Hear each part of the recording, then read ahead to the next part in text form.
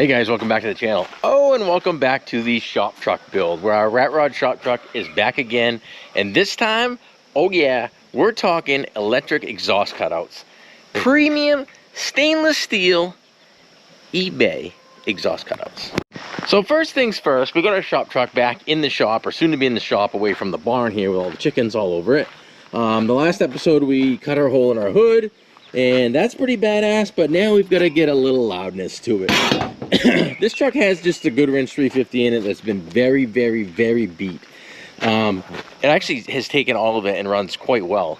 It has a set of headers on it that come out underneath the cab here, to a set of 2-chamber cheapo mufflers. So right under here someplace, we're gonna install our sourced eBay parts. I'm sure these will work real good. Exhaust cutouts, so we can get that loud factor in there, because it is a good sounding engine, so why not? But first things first, the thing is missing. By missing, I mean like the number 4 cylinder spark plug is cold. It's been, the plugs, wires, cap, rotor have been in there for like 4 years at least now. It's due. I'm just doing them all, so we're gonna bring it in there, throw a set of cap, rotor, plugs, wires at it, and be done with that. Then get into the fun part. Wanna taste the pain, I think I'm seeing all red. 2 bullets in the gun, 1 shot to the head, I need a blank space. Cause everything is a threat, but I never back down, man, I'd rather be dead. I'm making love to fate, and she look better in bed. Never walk this life till I take my last breath, I wanna make a change. I got 1 life left, so I'm gonna go down swinging, don't you forget. So she's running, she's just not running real good. But she is running. Right guys? We get supervised by all the chickens and the ducks and the geese on a daily basis around here. How do I know we got a missing or dead cylinder? Well, I'll show you. Besides the fact, it is running like crap. But we go ahead, I mean, it's just started, so, but we start shooting cylinder temperatures here. We're gonna find a problem pretty quickly, right? Like that one. Oh yeah. That's the bad one. So, we're gonna swap the ignition out, be done with that. All right, so get the boring part over with.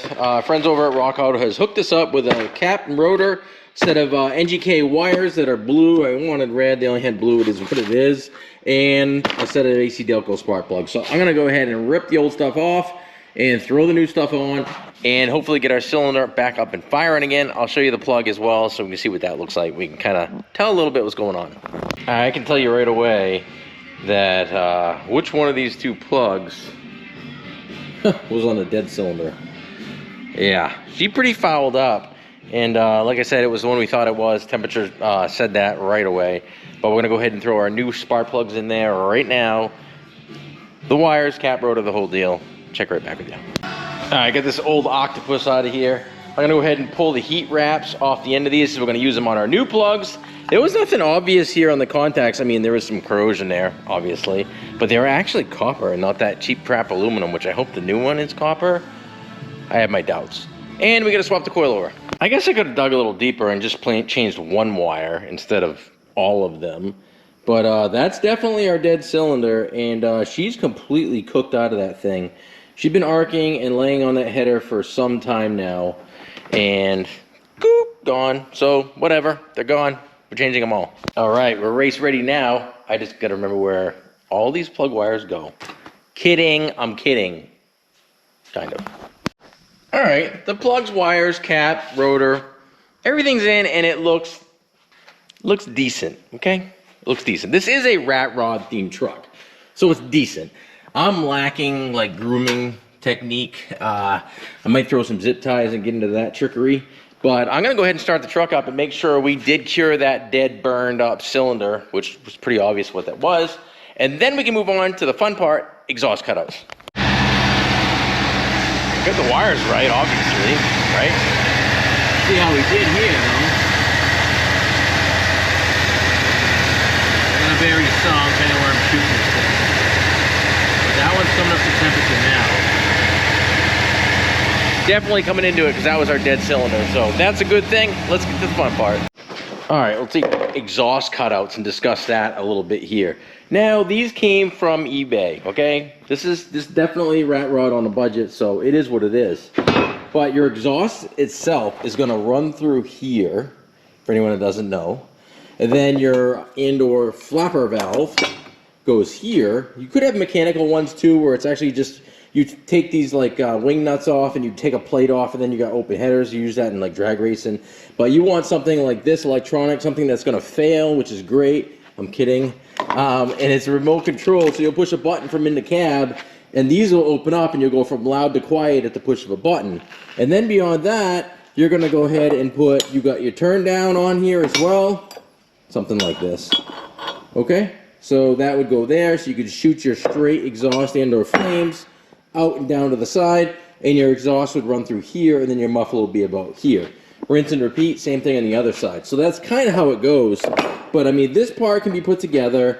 We can go ahead and get underneath the truck here and mark where we're gonna have to cut it. I think this is gonna be a butt weld, just because of, I think this is 2 and the truck is 2. But I'm pretty sure this will be an overlap fit and that'll be fine. So we'll figure that part out, get underneath there and start cutting. All right, guys, we're underneath the shop truck now. As you can see, our dual wannabe Flowmaster mufflers there. We got our, I got a band clamp on here. And I think, so this one on this side is obviously gonna wanna turn out to this side and the other one will turn out to that side there. So basically what we're gonna do is this should slide right into that muffler, replacing the pipe. So we'll be able to use this exact same setup on the end here, go into the muffler, nothing will change from here down, but then we'll cut this pipe here back to where this will butt weld it. I'll double check the diameter to make sure we are butt welding them, it's not a slip joint. And go ahead and get that marked and cut, because honestly, this is gonna be pretty darn easy. Famous last words. This is going relatively smooth, which is freaking great. We got our cut line made right here. So what we're gonna do is cut it right off, take this section out, which is the exact length of the pipe we have. So it'll go into the muffler the same. Everything should sit exactly where it is now. And then we'll have to figure out, since this is a butt weld here and it's gonna be welded, the angle at which that turn down is gonna be. So I gotta figure that out. I think I have a clamp that will hold both pipes, so I can go ahead and get it tacked on and we'll be able to get it all in there and fit and see how it would work. Let me see if I can find that.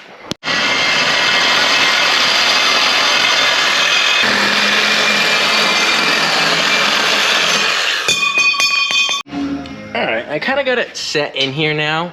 And I don't know if you guys have ever seen one of these type of clamps before. It allows you to butt weld your exhaust.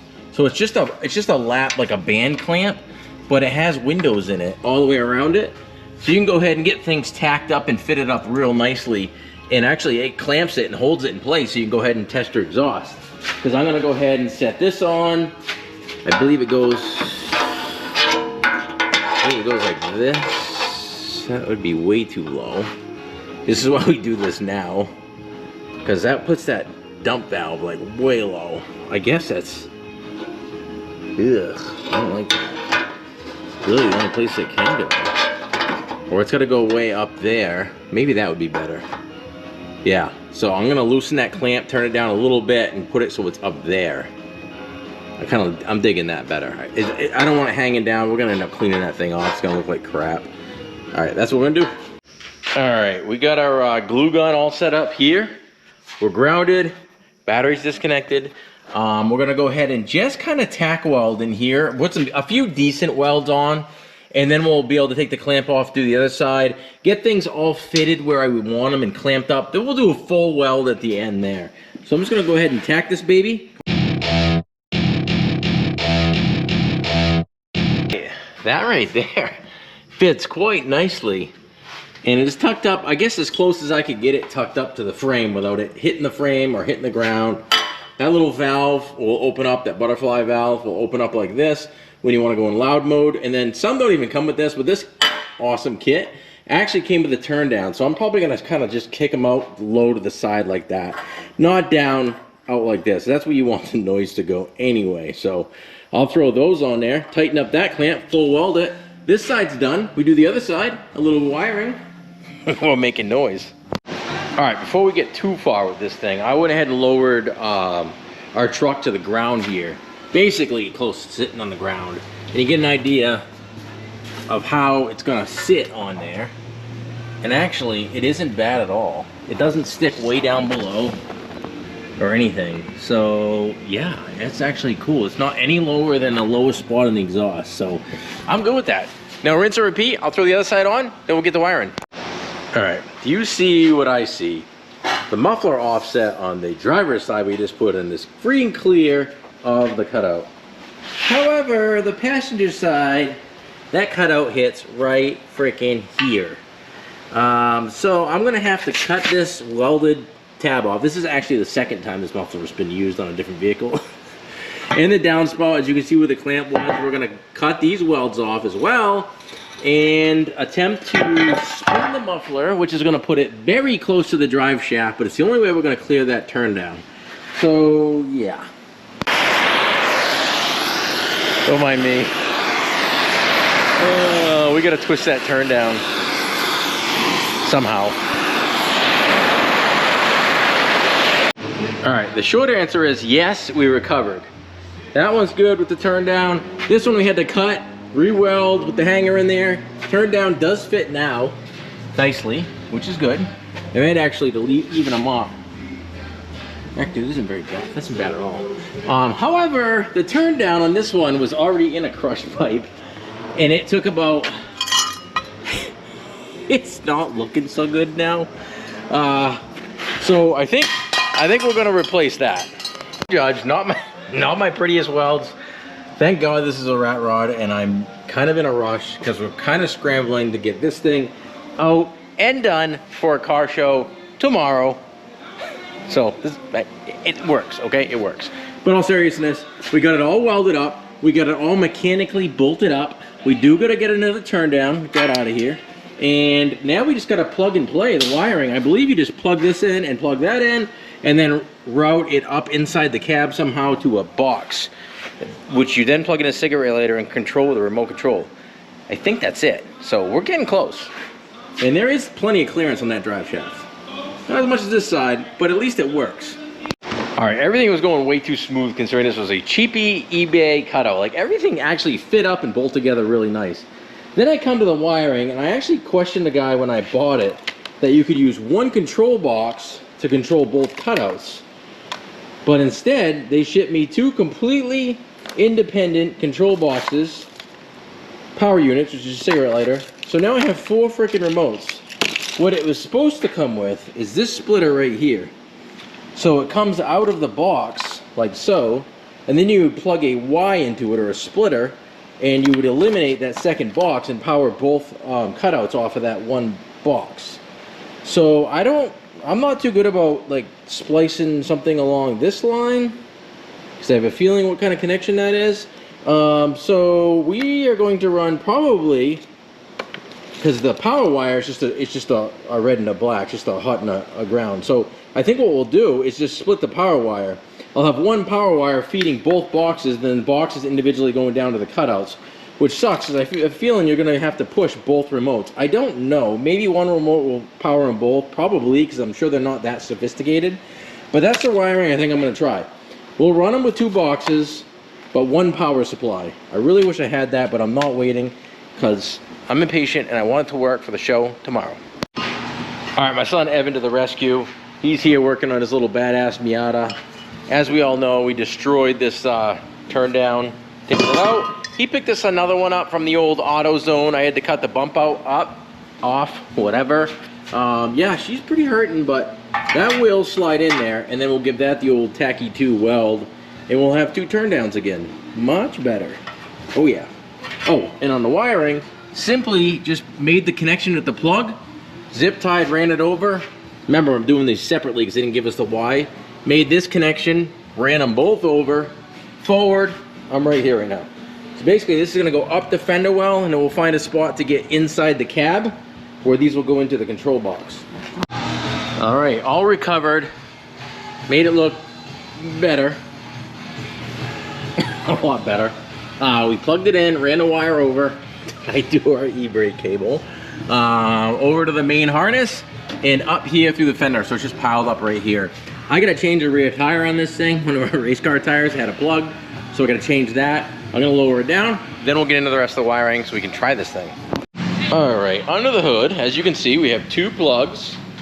I'm gonna go ahead and groom it out, run some zip ties on here, and there's actually a little hole already in the firewall, and it's not rust, okay? We're gonna run them through there into the cab, where it's gonna then plug into those 2 boxes. So until I get that splitter, I'm gonna just run 2 boxes, because I do wanna get the splitter, and then I could just go to the 1 box. I think that would be way better. So I'm gonna tuck these babies in the cab, find a place to hide those boxes where the remotes will still work. I don't like the remote idea either. I'd much rather have a manual switch, but it is what it is. All right, got both wires, you know, 1 to each side coming into the cab. And again, it's just literally plug and play into each control box. Now, yes, I have 2 control boxes, 2 wires. I gotta find a place to stick these where I guess Bluetooth will still reach them. I don't know, honestly, how it's gonna work. So I'm thinking just tucked under the dash there would be all right. And then run one power supply. I think the cigarette lighter. There's still butts in there from the 80s. I'm not even kidding, I'm leaving it. I think that will work if you plug it into that cigarette lighter. And then I'm hoping you just push 1 remote, because these things are cheap and it's just gonna work both of them. We'll see. All right, not required if you have 2 like 12 volt or cigarette lighters in your vehicle. We don't. I'm surprised we even have 1. So I'm gonna take 1 of these and splice it together with the other one, and I'm hoping it puts out enough of voltage to power both of those units. So I'm gonna splice them together, and I guess we are gonna find out. All right, now we have 1 power supply branched off and feeding 2 of the receiver units. All right, good news is the buttons work. However, you have to use both remotes independently. So you can't open them at the same time. You gotta do one and then the other, which is kind of ridiculous, but it does work. I think I'm gonna do the splitter down the road if I can get it. But yeah, I'm just hitting the button and it is working. So I'm gonna hide those boxes and see if it still works. Let me show you under the truck. All right. Oh yeah, we go loud. And we go quiet. All right, all in all, it came out pretty good. It's tucked up underneath there. We got our cigarette lighter connected there. We got our remotes hanging here. So we could technically just, it's working. I can hear them. And then we get a loud factor. So let's do that. All right, I'm gonna sit you down so you can get a ground level. You hear this thing?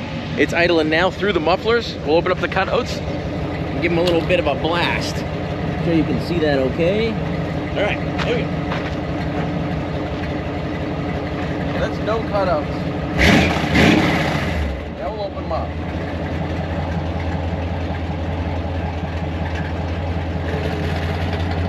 There we go.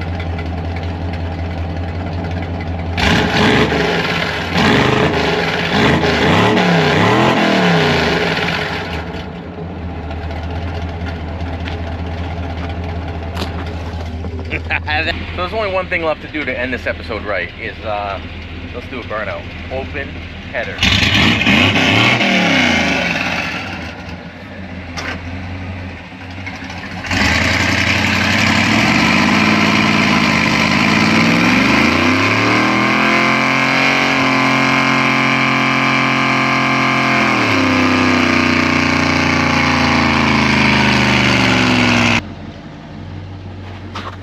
So the answer is yes, those race car tires do a good burnout. So if you haven't subscribed yet, go ahead and hit that subscribe button and a like, and stay tuned. We got more in store for the shop truck. Take care, guys. Scott, Flip Customize.